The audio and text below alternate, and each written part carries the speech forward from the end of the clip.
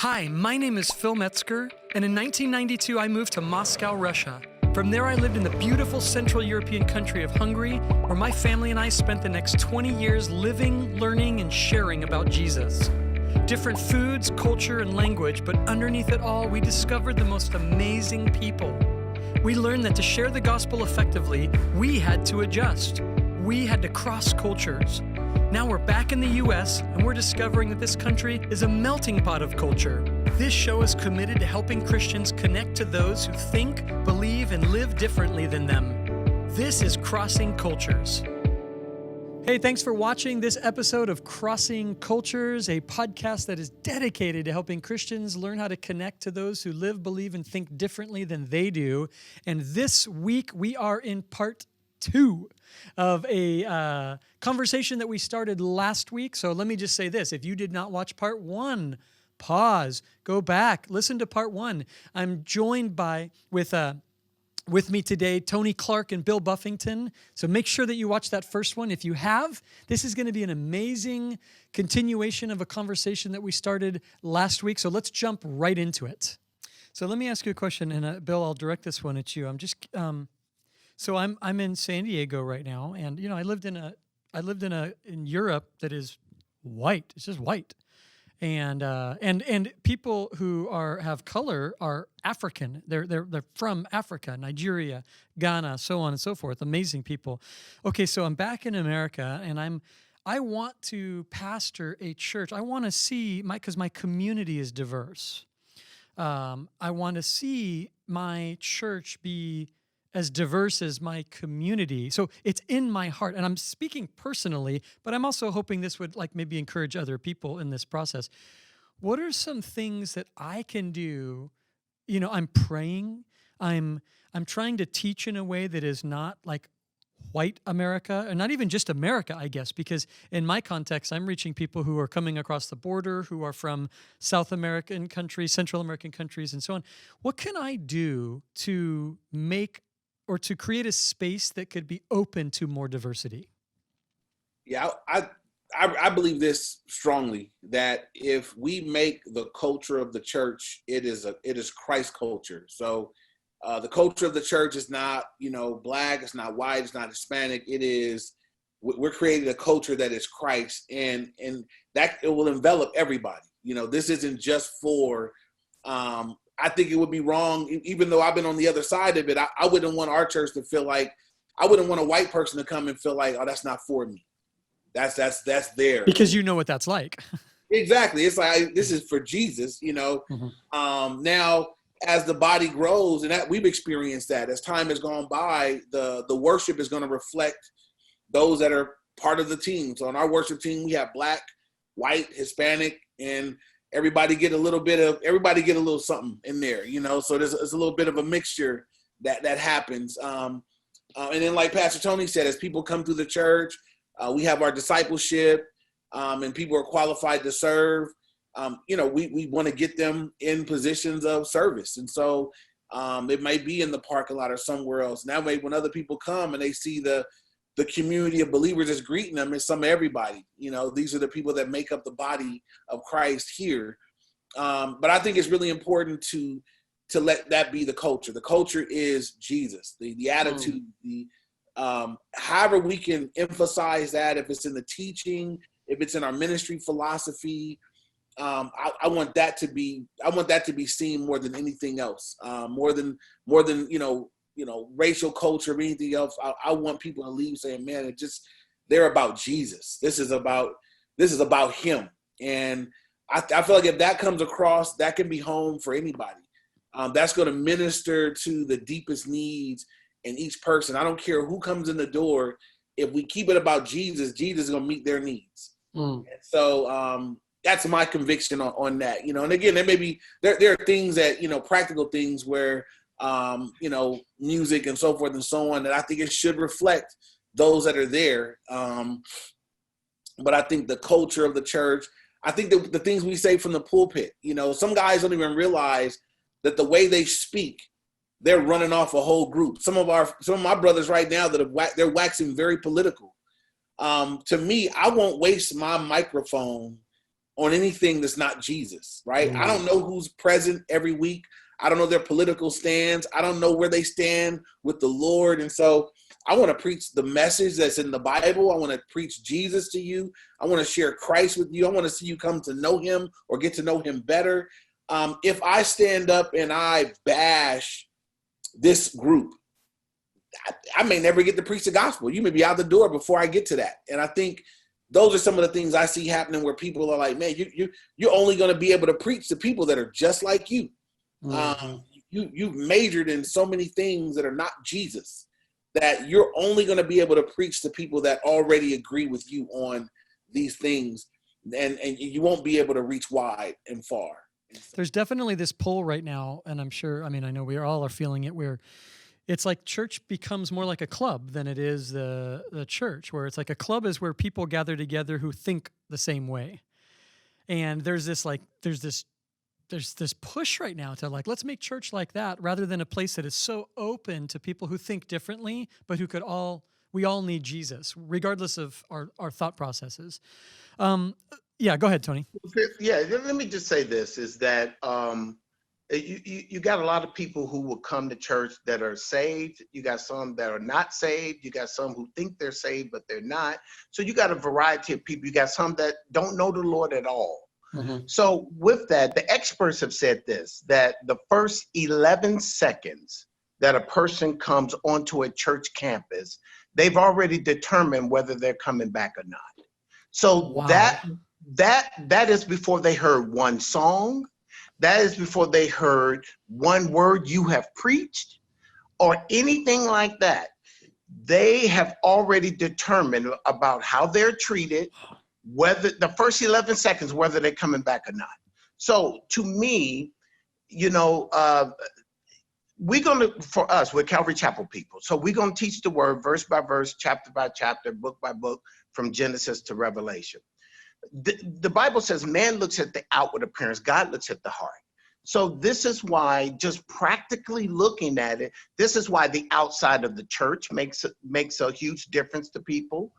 How they're treated, the ushers, greeters, parking lot, because man is looking at the outward appearance. So if man is looking at the outward appearance, this is why I said you must be intentional about putting people in visible positions, because this is how man looks at it. Man looks at the outward appearance. God is the one who looks at the heart. So before any of us get up in the pulpit and start teaching verse by verse, we have to make sure that all the barriers of why people would come to church or not come to church is removed. And especially with all the racial stuff going on, if we become intentional about meeting people where they are, which is man looks at the outward appearance, and on top of that, people are carnal. People are fleshly. They look at the flesh.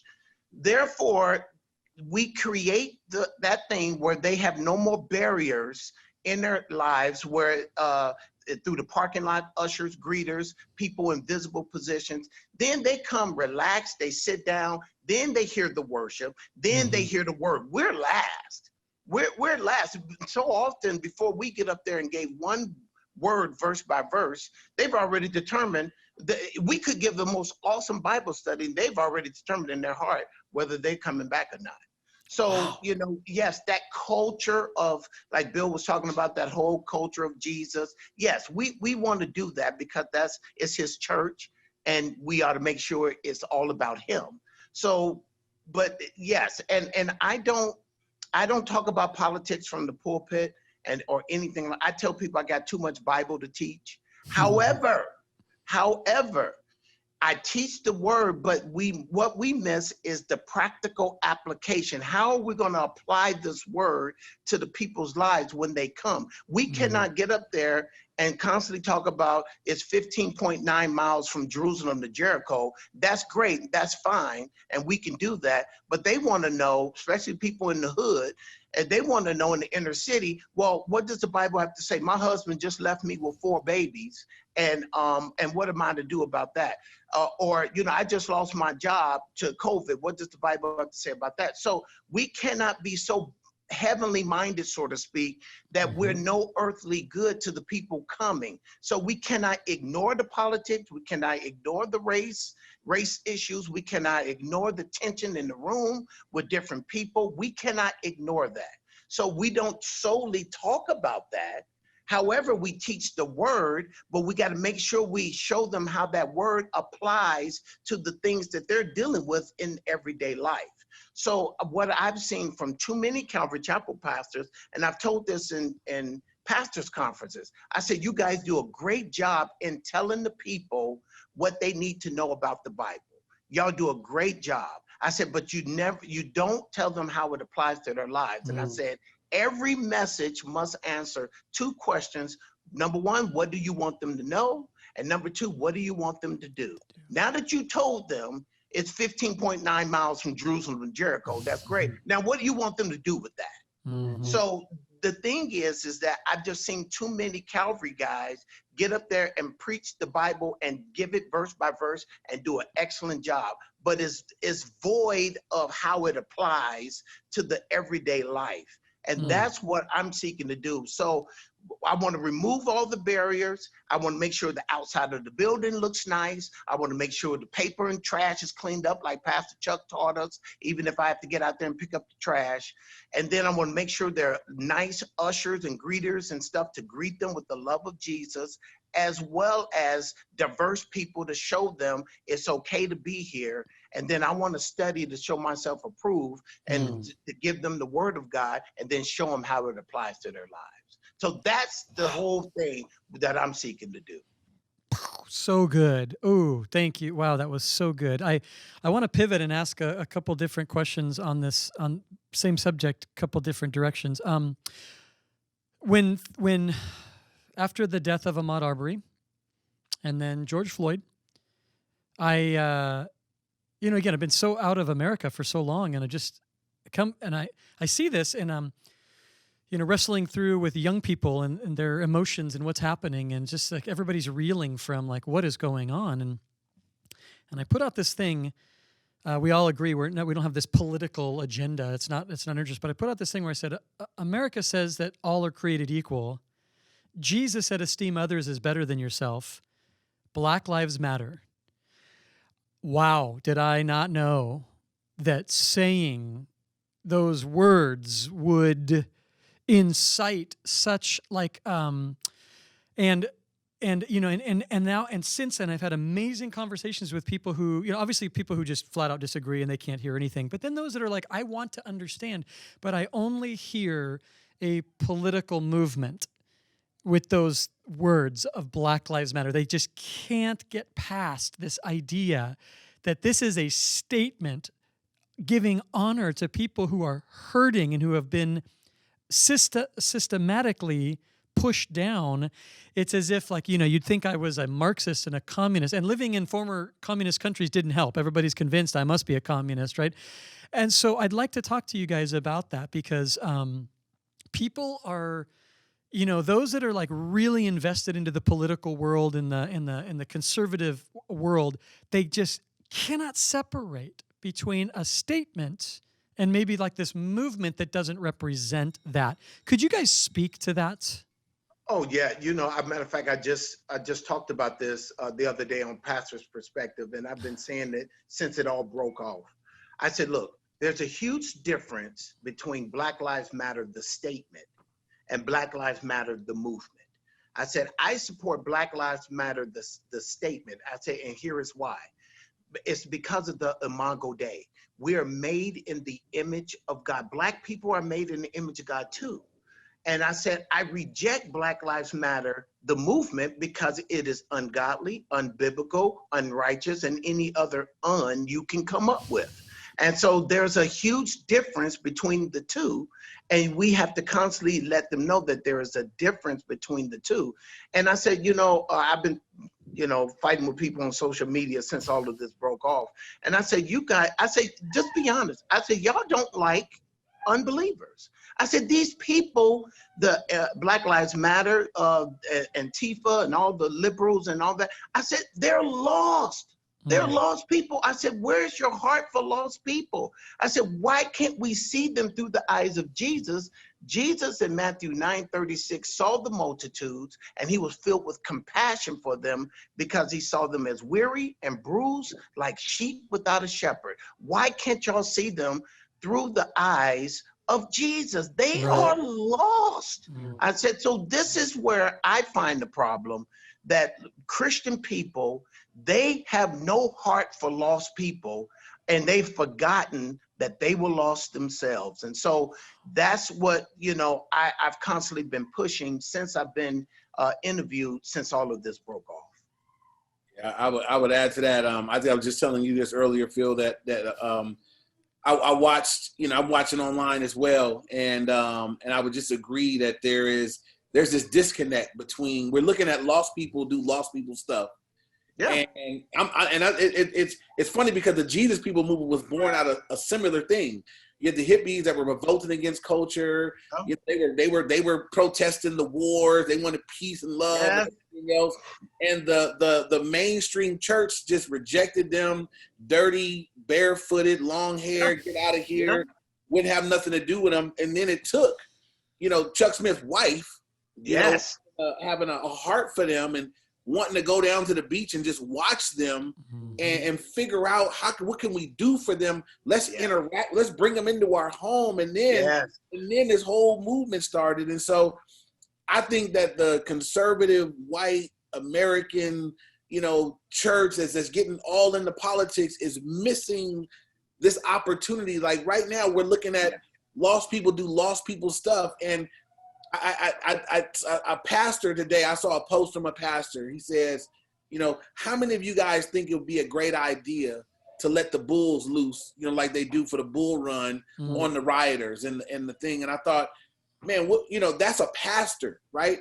Where is the heart to save? And be amazed at how many people were just amen in that, like, oh, ha, ha, and that to me is what's wrong, because where is, if that was Christ's heart towards us, none of us, we all be in hell. Exactly. What would have made it, his heart was from the cross to those who hung him there, Father, forgive them. They don't know what they're doing. Now we want to go emulate that. And so we don't have to agree with what they're doing, but we can look at what they're doing and say that identifies them as lost people that are crying out. And what can the church do to reach them? How can we get out there? What part can we play? The things that are being done to push people away or to put them down or to marginalize it or just to, you kind of use politics to just disassociate. That doesn't do anything to promote the gospel or to draw people to Christ. And I'm constantly trying to express this. I've been teaching through 1 Corinthians that we have to see people, not issues, because I can have a very macro approach to an issue. Yeah. But when I'm faced with a human being, it changes that, and I feel like we're missing that. And so with what you just said, both of you, that was so powerful. We're mixing politics into our Christianity on deep levels, so that we see rioters as evil to be destroyed. Yeah. Rather than people to be saved. So do you feel like, are you guys seeing this from your perspectives, that too many churches are doubling down on their nationalism rather than on their eternal citizenship? Yeah. I see that as breaking my heart, but I see that more than I've ever seen it before, where, it's almost American and Christianity they're making them one and the same. Won't acknowledge any wrongs of America.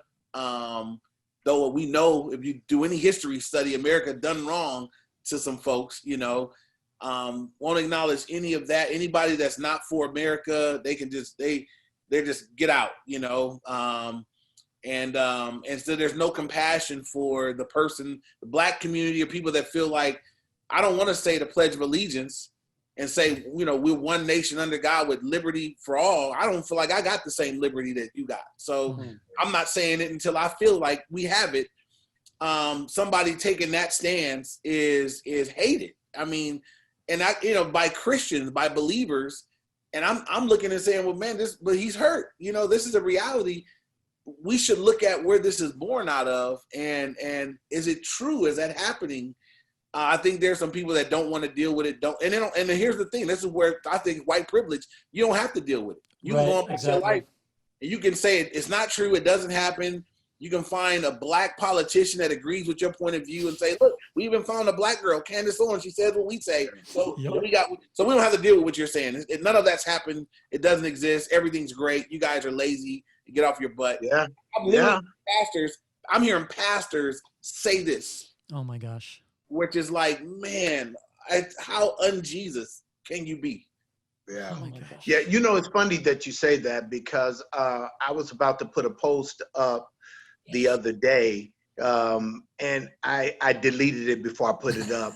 I was gonna, and I just felt like at that particular day, I didn't feel like dealing with the masses of people, because I was gonna put up. I said, how many of you would eat or hang out with those from Black Lives Matter, Antifa, and other liberals? If you would say no, then you are better than Jesus, because Jesus hung out with tax collectors and sinners and all kind of folks and ate with them. And though it was the religious leaders who said, hey, your master, he's eating with tax collectors and sinners. And Jesus said, look, I didn't come for the well. I came for those who are sick.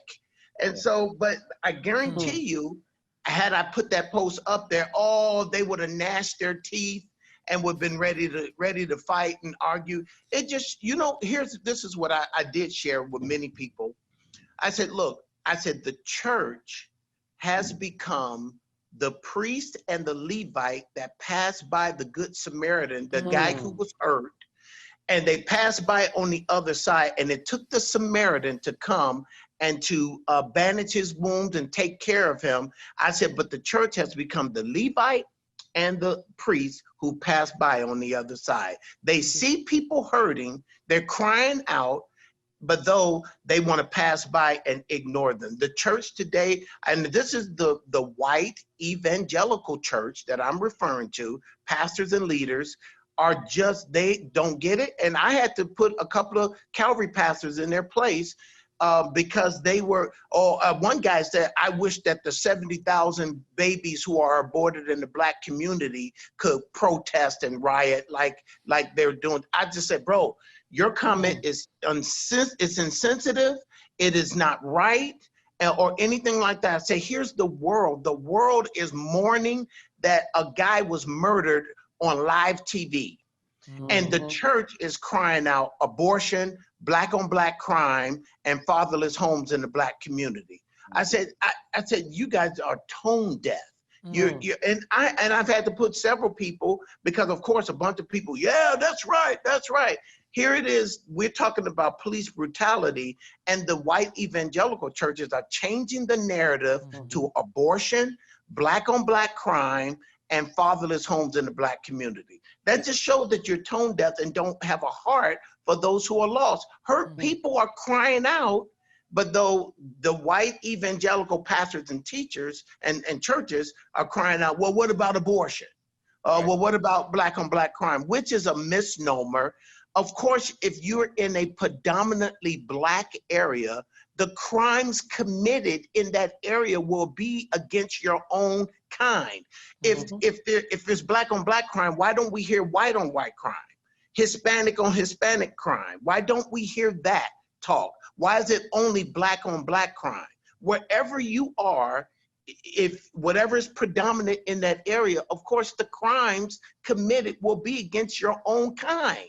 So, but though the narrative is always Black on Black crime, and I told folks, I said, look, I'm doing all I can to deal with the issues in the Black community, the fatherless homes and the Black on Black crime and all that sort of stuff that they're talking about. I'm doing that with the teaching of the Word of God, teaching them how to walk. Many of them are not walking with God because they never been taught how to walk with God.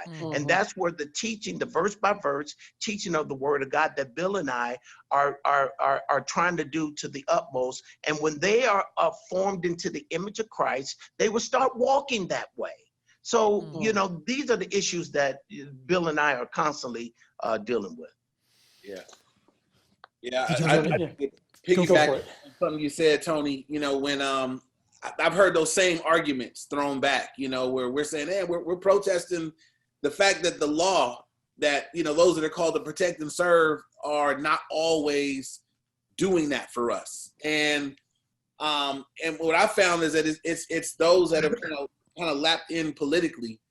They got their political people that are. I've had a pastor send me a couple videos from, they got black personalities that espouse their views. Mhm. Sure. It gives them it excuses them from the table. We don't have to deal with the fact that happened because you guys got bigger problems to deal with that. You got the black on black, and you got the black babies dying, and you got this thing, and it's just. And I said, look, man, you keep sending me videos. These people are not even saved. You found, you found a child of the devil that espouses your political view, and you're using that as a smokescreen to not have to address or deal with these other things, and to kind of keep a hard heart, because now essentially what they're saying is that's what they get.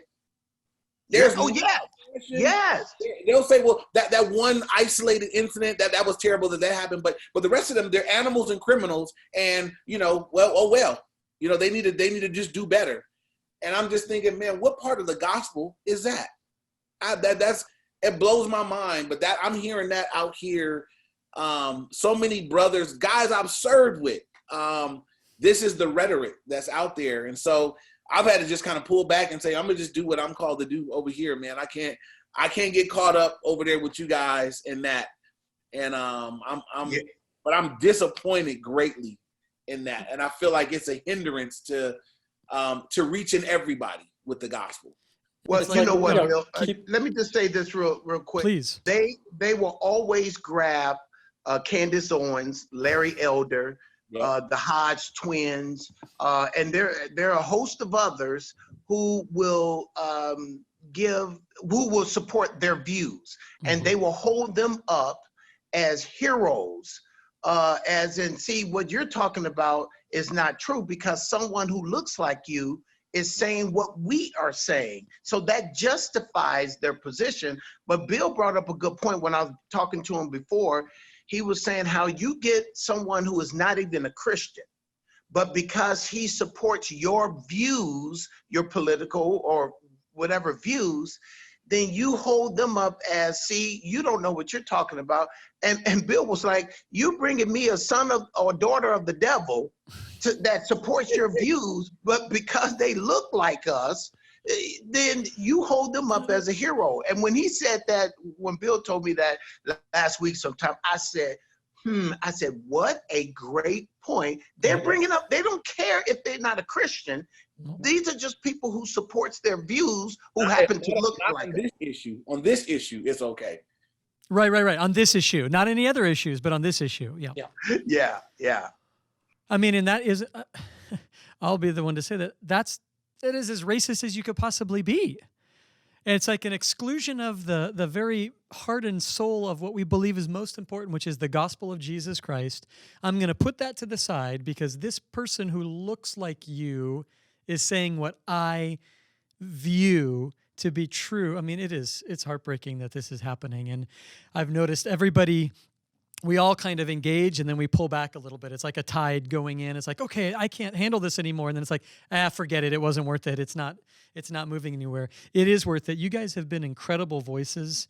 I kind of, and I said this to you, Bill, back when we were sitting at that table. This is before all of this happened. It's like, I feel, it's just this terrible feeling of like, there's so little diversity, and it's going to keep growing. And I believe it's just going to keep growing within our movement. And I'm excited for that. But, we call on just a few of you guys to be voices, and that's kind of an unfair thing because nobody speaks for an entire community. Nobody speaks for, I don't speak for all white people no more than you guys can speak for all black people. It just doesn't work like that. It's an unfair thing. But at the same time, thank you for being willing to speak. Tony, I love what you put out. I love what you're writing. I love what you're saying. Bill, I love what you'll say. I love your teaching. I love how you guys are not deviating from the gospel, but also the backbone that you both have to stand up to a lot. I mean, you've been doing this a long time. It's not something you can separate yourself from. That's a part of my privilege is I could separate. I can choose not to think about it. You guys don't get to choose that. My heart is to say I'm choosing to not let myself have that option because things have to change, and we want to see it change, not in a national perspective, but from a gospel perspective. And I would finish with this, and I've had more opportunities to preach the gospel, to your point, Bill, and to your point, Tony, that like what Calvary stood for at its beginning of reaching the people that were on the outside. By embracing this, by saying Black Lives Matter, by saying this is not okay, it's opened up doors to a group of people who I thought knew I felt this way. But by saying it out loud, by saying it in my church, by saying it at a conference, by putting it out on social media, the amount of people that are coming out of the woodwork to say, oh my gosh, I'm so grateful, I'm so glad. The conversations with our young people who care about social and racial justice, and maybe they don't have the greatest walks with the Lord, you know how open they are. Now, when they hear a white pastor talk about it, they're open. They're like, oh my gosh, I could connect the gospel to these racial issues. That works. And I want to thank you guys for being willing to stand up and to be who you are. You've had to fight through a lot of stuff in your lifetimes, and I'm thankful that I get to learn from your experiences. Well, no, I'm thankful for you because it's going to be people like you and look like you that's really going to see this. Because we can say, Bill and I, we can say these things forever. But when someone like you and someone of your ilk says these same things, then, you know, it will take what we're saying and take it a little bit further into our movement. Because I tell you, the things that you've been saying, I've been like, oh, this is my guy here. This is my guy. And, you know, because it's so unusual, because see, here's the thing, God has blessed me to be able to speak in many of the largest churches within our movement. Mm-hmm. And what's happened is when all of this broke out, I have not heard from one of them. Matter of fact, he did contact me and said, I want to challenge you on what you said right here. I said, hold up, first of all, you're not going to challenge me on anything. I said, for one, how about just saying, hey, are you doing okay? How are you doing through all this? It was none of that. No, you just want to try to challenge me. I said, this ain't the time to try to do that. Outside of him, I have not heard from one of them, and I've spoken in their churches, not some of them one time, some several times. But I am thankful for the ones that I have heard from. But there's some main ones that I just expected to hear something from, haven't heard a thing. So here's the thing, the point I'm bringing up with that is that many of the white evangelical leaders or within Calvary Chapels, they are complicit through their silence. See, that's the thing that they need to see, because they could easily, like you said, to just sit back, say what they need to say, and just be quiet about it. But here's the thing, many of them are doing just that. Instead of speaking out like you're doing, they just rather to be silent and just keep it. And I was very disappointed that I didn't hear from some that I expected to hear from. That would be but disappointing. to date, the ones that I expected, haven't heard not one thing. Not, hey, bro, how you doing through this? Bro, how your church doing? How are you doing emotionally? Nothing. Matter of fact, I've heard from several pastors that I didn't expect to hear from. And I was shocked by that. So it's just been a lot of things that I've gone through, being out here on the East Coast, that is different from being out there in California. And certain people I thought I would hear from that I haven't heard anything from. Well, I'm sorry to hear that. It's just hard. It's heartbreaking. It's difficult. And there's this inherent feeling of like, oh man, my church doesn't want to hear it one more time. I know that's what guys are feeling, but but they do need to hear it one more time. They do need to hear from us. And I think it's a tragedy that what you said, but also the honor, but a tragedy that someone like me, because man, you guys are more articulate. You say it better. You've been saying it so consistently for so long. And, but I'm just thankful for you guys, truly thankful. I don't like Bill's choice in football teams. I'll be honest with you on that. Are you a Lakers fan? I am a Lakers fan. I'm a Okay, Lakers yes. fan. Let's just leave it right there. Give me my mask. Okay, we'll leave it there. Okay. Leave it there, man. We'll leave it there because I was going to bring out my 49ers mask on you right now, but I won't go there. I won't do that to you right now. So, hey, I cannot thank you enough for this conversation. I hope that it's going to bring help to people. And I love what you guys said. I think it was very early on in the first episode that we did together where you guys talked about not only just teaching the what, but then also helping people to apply. And my hope is that through this podcast, we're going to learn how to apply God's truth into our lives. So for those of you that joined us today, thank you so much for being with us. Don't forget that you can subscribe to the podcast. If you haven't already, we also have a YouTube channel and an Instagram account at crossing.cultures. Looking forward to being with you next week.